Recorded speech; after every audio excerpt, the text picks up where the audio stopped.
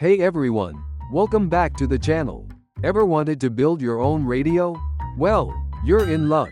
Today, we're diving into the awesome world of electronics and building a simple FM radio receiver right at home.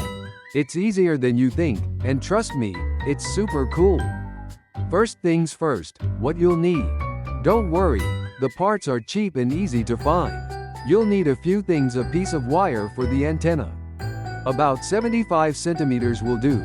A small piece of insulated wire for other connections. A tuning capacitor. A variable resistor potentiometer. An earphone jack. A diode like a 1N4148 or similar. An audio amplifier IC like an LM386.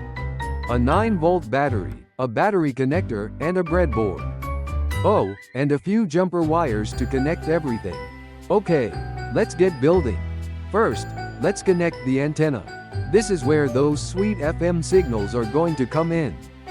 Connect one end of your antenna wire to the breadboard. Easy peasy, right? Next, let's build the tuner. The tuner is the heart of the radio. It helps us select the radio station we want to listen to. Connect the tuning capacitor to the breadboard and then connect one leg of the tuning capacitor to the antenna and the other leg to the ground negative side. Now, connect one end of the diode to the same spot as the antenna is connected, and the other end of the diode to the ground as well. Now, connect the variable resistor potentiometer. Connect one leg of the potentiometer to the ground, and connect the middle leg of the potentiometer to the other leg of the tuning capacitor. The last leg will remain unconnected for now. Time for the audio amplifier.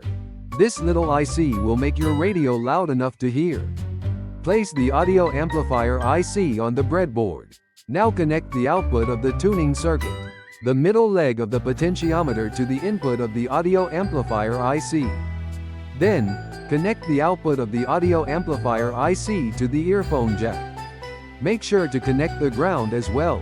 Connect the positive and negative terminals of the battery to the appropriate pins on the breadboard, following the amplifier IC's datasheet, and connect the output of the amplifier to the earphone jack. Almost there. Connect the battery to the circuit using the battery connector. Make sure you get the polarity right: positive to positive, negative to negative. Now, carefully insert your earphones into the jack. Alright, let's tune in. Start turning the tuning capacitor to find a station.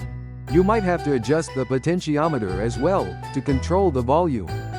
You should start hearing music or talk radio. It might take a little bit of fiddling to get it just right, so be patient. You might also want to try different antenna lengths to get the best reception. Congratulations! You've just built your very own FM radio receiver. How cool is that? You can experiment with different components, antenna lengths, and layouts. Maybe you could even build a case for it. Remember to be careful when working with electronics.